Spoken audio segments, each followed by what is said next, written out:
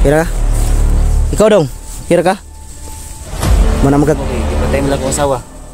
Nakasibat ko. Ay, ikaw nakadagan. Nakadagan ko. Mga ikog pasaylo sa inyo atanan. Di maano yan, maintindihan kanila. Dahil... Daw? Yun mga idol, mapagpalang araw sa lahat. Doon kami galing sa sa taas. Pero doon kami natulog doon sa may kubo na pinagamutan namin kay Kidlat. Pababa na sana kami mga idol, hindi inasang pangyayari. Pababa na sana kami, may daan kami nakita. Ang problema lang, biglang humarang sila Rambo. Sobrang dami nila, mga nasa 30 katao siguro. Dahil habang nagpapahinga kami kagabi, ang daming motor na naririnig namin na dumadating, pumapasok sa area. Siguro naghakot ng tao yun, kaya pagdaan namin kanina, bigla na lang kaming tinambangan. Buti na lang walang nasugatan sa amin. Nakatakbo kami, pababa kami. Sabi ko sa kanila, baba tayo, hindi natin alam kung saan tayo patungo nito. Kung saan lugar tayo makarating. Kaya yun ang sabi ko sa kanila. Importante ligtas tayo, pero may dito sa unahan mga idol, dyan sa unahan may ilog. Sa tingin ko yung ilog na yan, karugtong to ng Mount Banwag. Kung hindi ako nagkakamali. Isang lang to, parang isang ilog lang to, galing to ng Mount Banwag. Pero ngayon, sa tingin ko mga idol, wala kami ngayon sa Mount Banwag. Or sa sako pa rin ng Mount Banwag. Dahil sa laki ng area ng Mount Banwag, nakikita nyo naman lagi sa video na sobrang lawak talaga. Kaya ang inalala ko yung bata. At ngayon mga idol, pinagpapasalamat manguna sa ating Panginoon na si Kilaw po sa awa ng Diyos ay gumaling na. Kagabi pinakita namin sa kanya yung mga video na pagiging commander Kilaw niya. Hindi niya matanggap mga idol, at hindi niya sa kanyang sarili na nagawa daw niya yun sa dami ng kanyang ginawang kasalanan. Kaya nagsisi talaga siya mga idol. Umiyak siya kagabi. Hindi niya matanggap, naalala niya yung asawa niya, anak. Kaya sabi ko sa kanya, huwag kang mag-alala, tutulungan ka namin, abot ng aming makakaya. Balang araw na magiging vlogger ka rin kagaya namin, dahil hindi kami titigil hanggat hindi ka maging vlogger. Tutulungan ka namin. Kaya may gusto lang ako sabihin mga idol. Yung Team Pugi mga idol, kung bakit hindi sila nakatulong sa pag-rescue o pagdakip kay Kilaw. Dahil sa yan mga idol, tinawagan ko sila lahat. Ang sabi kasi nila mga idol na kung maaari daw sikapin kung mahuli si Kilaw, dahil hindi sila makatawid. At dahil din sa nangyari sa bahay ni Remart na nilusob nila Bagnot. Kaya sabi nila Bads na kung makaya mo bro na mahuli si Kilaw, kayo makaya ninyo, Nilapaw, Kidlat, hulihin ninyo. Dahil hindi talaga kami makaalis dito sa bahay ni Remart, dahil critical din ang bahay ni Remart, baka sunugin nila Bagnot. Kaya yun, sa lahat po nang nagtatanong kung bakit wala yung Team Pugi, ganun po ang nangyari mga idol. Hindi sila nakapunta dahil sa nagkasabay yung problema. Nagka-problema din dun sa bahay ni Remart. Mas importante ang bahay mga idol, dahil kung hindi nila pinasok yun, malamang nakuha na yun nila Bagnot, o di kaya gibain, sunugin. Malaking problema yun ni Remart na wala na siyang matirhan. Kaya yun ang buong kwento mga idol kung bakit wala ang Team Pugi. Kaya sana din maintindihan ninyo sila kung bakit ganun ang nangyari. Ang importante, nahuli namin si Kilaw ng buhay, at napabago natin kanyang pumalik ang kanyang alaala at lahat. Kaya tanungin natin siya ngayon mga idol, dahil nandun siya sa unahan kasama yung bata. Tanungin natin sa kanya kung ano talaga yung mga naging dahilan, kwento ng buhay niya, kung bakit siya naging commander Kilaw ang tawag. Ayaw niyang banggitin ang Kilaw, pero sabi ko sa kanya, yan kasi nakasanayan ng viewers. Kung sakali mang mag-vlog siya mga idol, ang YouTube channel niya gagawin ko Commander Kilaw talaga, dahil Commander Kilaw Adventure Dahil yan talaga ang diyan siya nakilala. Kaya hindi na dapat baguhin. Nandito sila pa mga idol. Mabuti na lang nakatakbo kanina si Lando. Nagalala ako, muntik tamaan yung puwit. Sabi ko sa kanya, tumalon ka, mabuti na nakatalon. Tamaan sana yung puwit. Ang problema, wala pa itong brief.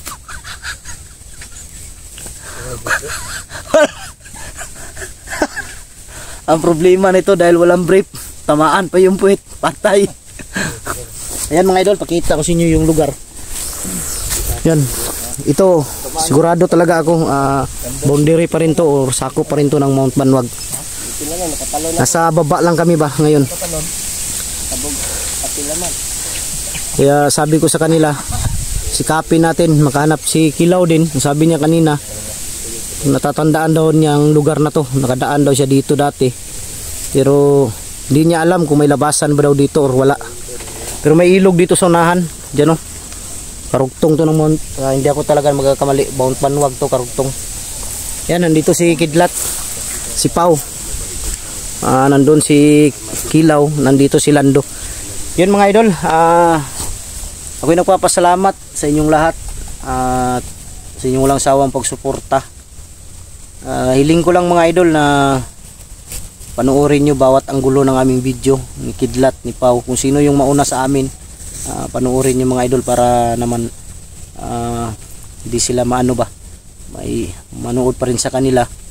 Suportahan natin si Kidlat, si Pau, huwag nga si Lando isali. Bakit? Ay, sorry, kasali pala si Lando mga idol. Lando Adventure daw siya. Sabi ko nga sa kanya, wag na lang Lando Adventure, dapat ngagpa na lang Adventure. Ngagpa dahil pangag. Di, balang araw Lando. Kung maaari, tumawa na si Kilaw. Kung maaari, ganito Lando, makinig ka. Kung may awan Diyos, may magbigay. Dahil may na mga idol na magbigay ng cellphone para kay Kilaw, para makapag-vlog daw siya. Kung magbigay siya, hindi muna namin ibibili dahil anuhin muna namin ng pera. Tapos kung may magbigay na naman, kasi kung bibili agad ng cellphone mga idol, tapos ang mabili natin hindi talaga pang vlog, parang pangit ang kuha ng camera. Kaya mas maganda yung good quality ba, para hindi masakit sa mata. Kasi kung yung lang mumurahin, magalaw, kaya sakit sa mata, kaya yung ibang viewers hindi manood dahil sa magalaw yung kuha ba. Kaya kung sakali mang bibigay siya, salamat ako. At kung may magbigay din, ipunin ng pera, tapos bibili kami ng maganda talaga na cellphone para sa kanyang pag-vlog. At si Lando din, kung sana kung may sa kanya, pagbaba namin, ma-update namin sila. Baka siguro sabay na sila mag-vlog or anong takbo nito. Dapat mag-vlog si Lando, dapat may ngipin na to. Tapos na sana yung ngipin niya, pero hindi pa kami nakababa, no? Baka bininta na yun sa iba.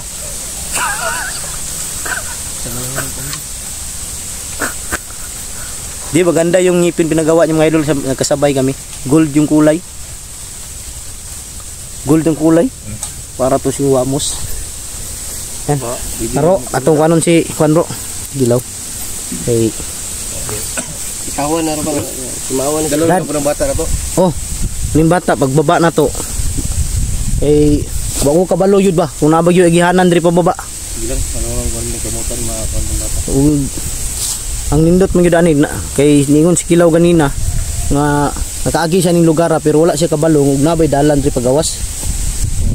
O na ilisod ba, nakalimot na siya ba? Nindot ani gyud, ug natay madakpan gyud isa. Mo na patudloon na to asan dalan pagawas. Ang kuyaw lang ani. Na po yung mga kalaban na to, basig makabalik na po ta ginaganay. Matugpan po ta sa Mount Banwag. Anong balik na po to? Balik na po ta. Munang lisod pa. Brad, kira ka? Kira ka? Ikaw dong, kira ka? Muna magkakaon. Kagilang mo sobra no? Pau ni, si Pau Adventure, si Kidlat, si Lando. Lando mo na yung kuwan. Kumusta man yung kuwan, Brad? Kumusta yan? Okay na ka? Wala na ikuan imong lawas. Wala na ganang gibati nimong sakit. Magsig na kay tungod ko rin sa imong gihatag nga kuan. Ay katong gimat nga gihatag mo si mo ha. Ayaw gyud na wala ha. Kay makababa ta mangita ta og kanang PC para makwintas nimo na ba. Kay lisod kay basig hitag dagan-dagan niya basig kuana tagak ba. Yun mga idol, may sasabihin daw si Kilaw sa inyo. Dahil sa kanyang mga nagawang kasalanan noon, hindi niya alam ang mga ginagawa niya dahil sa pumasok sa katawan niya ba na masama. Kaya gusto niyang magsalita ngayon sa harap ng kamera. Gusto niyang kausapin kayo. Kaya pakinggan natin siya kung ano yung gusto niyang sabihin sa inyo. Brad. Para makita sa mga biyo ko ba. Para sa akong pamilya. Tulong din ba? Pamilya. Pamilya nimo ikuan sa nimo. Unsay ikuan jud day dagan sa imong pamilya day, Brad? So mangumar ko ba? Mag-umar ka sa bukid? Nya nakoy pamilya, nakoy asawa ba? Nya gisulod may kalit mga tao. Mga bandido. Nakakuan nakapurong ba? Moto wala ko nahimo kay gipatay man lang akong asawa. Nakasibat ko. Ay ikaw nakadagan? Nakadagan ko. Yung imong asawa napatay? Gipatay lang akong asawa. Moto nanimalos ko. Papatay na akong mga bandido. Moto na kuan man ko. Na moritrap ko laba. Na-trap ka nila na corner ka? Na corner ko. Yan ay isa ka kuan. Karang nakakuan ba? Karang nakakapa ba? Nakakapa na kaitom tanan? Kulto to? Mga na kulto? Di iya kung pagkuan ako dasmag nimo. Pagdasmag nimo? Wala ko kaliyok. Amo siguro to hinungdan na hypnotize ka? Gipaluhod ko sa mga kauban. Gyana to akong ulo gikuan ba? Gyana. Lagi hypnotize ya bro. Hypnotize ka to. Mo to yung pagtanaw bitaw ti ka sa video no nga kuan. Mingon ka nga wala yun to nimo nabuhat. Pagkumato wala na ko nainumduman. Pagkauman na to kuan si mo hypnotize ay kaning orasyon wala na kay namduman. Wala ko na kuan. Hypnotize. Nakita gina ko tong gipakita niyo nga video sa ko Mo gani no. Ingato di ko ka dautan sa una din. Daghan kag na kuan ba daghan kag na perwisyo mga vlogger daghan kag na patay mga pasaylo sa inyo tanan. Sa labi na sa mga hunters. Storya lang di para kuan sa mga viewers ba. Sa mga perwisyo na ko sa una kuan nga. Bisag dili ako nagkuan na to sa akong kagalingon. Dili may kanaghimo gid ato. Gamit nakita ko sa inyong video, grabe jud ko sa una din. Wala mga ikog pasaylo sa inyo tanan. Unang wala jud niya na kuan mga idol ba. Labi na sa inyong mga kuan. Supporters ninyo.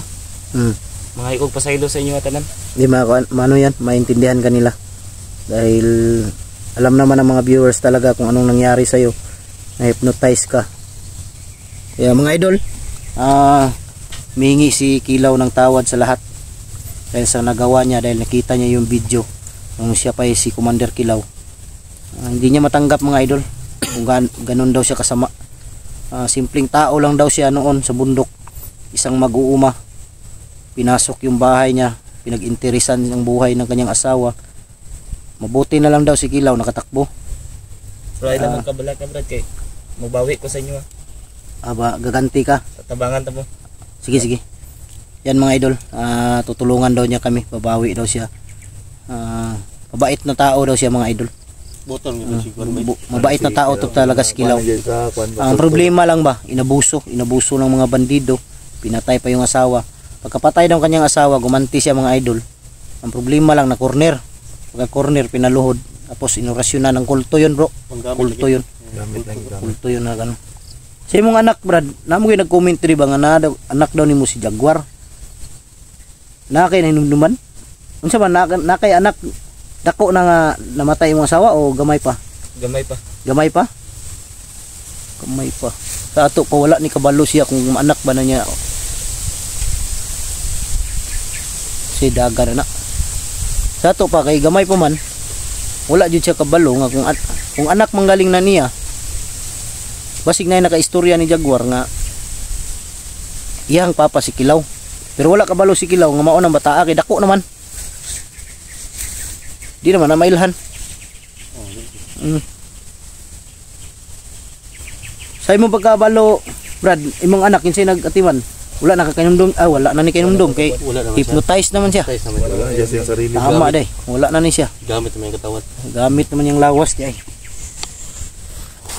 Sige lang Brad, kay mao na ikuan na mo si mo. Labi na sa kwan sa mga viewers. Labi na kay Remart sa Timpugi nga imong na perwisyo sa una. Tama pa sa ito nila.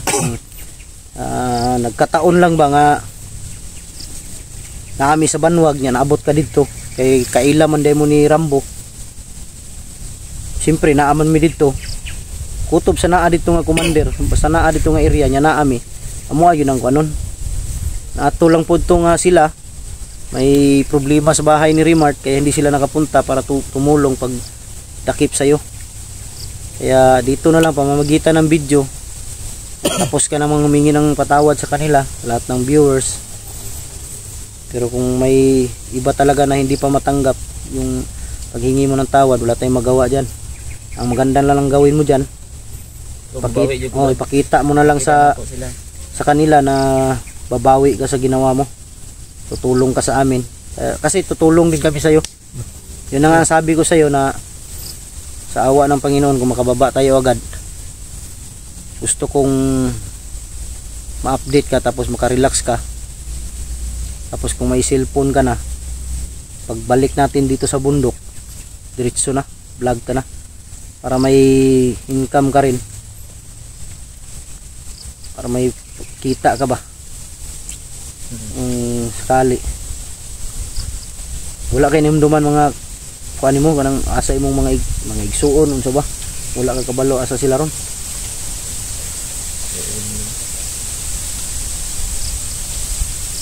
Silang kay tabakan ra kanamo. Si Lando lang unsa ka istorya ni kinabuhi Lando. Istorya mo sing kinabuhi dito ka Lando be. Ano istorya mo Lando? Wala ko kabalo mga kuan sa imong. Ay bro. Ay Brad. Si Lando ba niingon bi ato nga ikaw ra gyud nung dan siyang pagkapangag. Kabalo ka niya bre. Wala tama dai kay hypnotize mo dai siya no. Pero pasayloa lang si Kilaw. Ug ako yung nagbuhat ana. Pasaylo ko nimo. Pasayloa lang siya, wala mo gud siya ka. Wala mo gud siya kabalo gud. Pakita dapat niya pangado ba? Ko kabalo. Mo gani no. Pa kuan lang ka. Pa pasayloa lang si Kilaw kay wala mo gud siya kabalo nga gibuhat na niya si mo. Pila na pa guys. Kita daw yung pangado. Kita yung pangad kung dili ani mo na Lando. Kung hindi dahil ginawa, kung hindi yan ginawa ni Kilaw na wala niya gipangagan ka, dili ka gwapo. Pero pasalamat kang Kilaw kay nagwapo ka tungod sa iya ha. Iya kang gipangagan. Ay na ko nag kuan. Ay nagpustiso gwapo man ka. Gwapo naman ka. Say, tanaw ni mo Brad. Gwapo na siya. Katawa na si Kilaw. Bawa na si Kilaw. Say Brad, tanaw mo siya Brad. Daw tanaw daw rin Lando. Smile ba? Smile nga. Smile ba? Smile. Gandang lalaki talaga. Para talaga si Chita eh. Karon di ta mag ano dugay ta kay di ta magdugay naman noon. Di ta magdugay kay Dayo pa yung kuan. asa ka ta mangitag dala na ni ron. Pero nakaagi man ka kadiri sa una, Brad. Wala ko kuan kayo, Brad. Pero nakainomdom ka nga kaning iriya nakaagihan niyo sa una. Pamilyar. Pero waka kabalo na dalan ri pagawas. Mo ni problema lagi ron. Kabalik yung tagbanwag ani ba. Naam to idali dalan dito no. Di po taga dali po. Okay naman tagulay bata ba? Dama yung bata ba? Kani mo gurong iripinsahan no. Ganina gani pagpusil sa to may gani kikusupon mo dagan pata ah. Lando kung waka ambak igong lubot. Ay hindi ka nakaambak. Nakaagaw ba ni mga kuno? Kakuha pagbag. Pagbag dito. Ay kumpiyansa na sulod ng baga pasig nanay mga kuha na. Yan mga idol. Yung sa lahat po nag-alala kung saan namin nilagay yung mga agimat ni Kilaw, huwag kayong mag-alala mga idol dahil walang makakaalam nun. Sinabi namin doon sa video na doon namin nilibing banda sa may bahay. Pero ang totoo niyan, hindi doon. Sikreto lang kung saan namin nilagay dahil para hindi magamit ng iba. Hanggang dito na lang yung mga video natin siguro dahil relax muna tayo ng konti tapos itong daan na lang siguro yung ano natin guide. para makuha tagdalan. Yan mga idol, maraming salamat. God bless ating lahat. I love you all.